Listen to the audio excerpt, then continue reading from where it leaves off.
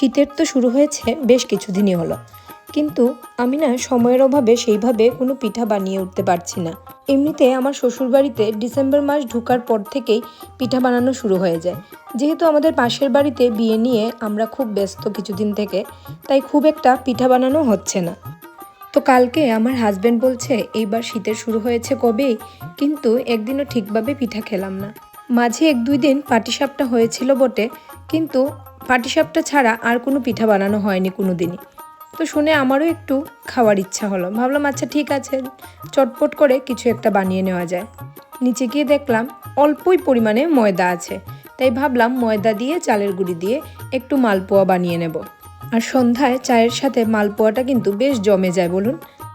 আর মালপোয়া হলে আমার শাশুড়ি মাও খেতে পছন্দ করেন, আর শ্বশুরমশাই তো সব ধরনের পিঠাই খেতে পছন্দ করেন। কিন্তু একটা সমস্যাই হয়ে যায়, সেটা হলো আমি অফিস থেকে ফিরতে ফিরতে আমার শ্বশুরমশাই ওদের সন্ধ্যার চা টিফিন খাওয়া হয়ে যায়। যথারীতি কালকেও অফিস থেকে আসার পরে দেখেছি ওদের খাওয়া হয়ে গেছে, তাই উনি না একটাই খেয়েছিলেন। আর সন্ধ্যায় আমি আর আমার হাজব্যান্ড মিলে গরম গরম চা আর সাথে গরম গরম মালপোয়া খেয়ে নিলাম। ময়দাটা পরিমাণে কম থাকায় খুব বেশি একটা মালপোয়া বানাতে পারিনি, তবে ভেবেছি পরে আরেকদিন বেশি করে করে রাখবো। আর মালপোয়া না ঘরে ভেজে রাখলে 1-2 দিন অবধি খাওয়া যায়। সন্ধ্যায় চায়ের পর্ব শেষ করে আমি, আমার হাজব্যান্ড আর আমার মেয়ে আমরা 3 জনে মিলে চলে গেলাম আমার বাবার বাড়িতে। আসলে আমার ছোট বোন টুম্পা এসেছে বাড়িতে, কিন্তু আমি না সময়ের অভাবে বাড়িতে যেতেই পারছি না। আর জিয়াও না বেশ কিছুদিন থেকে বলছিল ভাইয়ের বাড়িতে যাবে, ভাইয়ের বাড়িতে যাবে। একদিন না কান্নাই করছিল, আমাকে একটু ভাইয়ের বাড়িতে নিয়ে যাও না।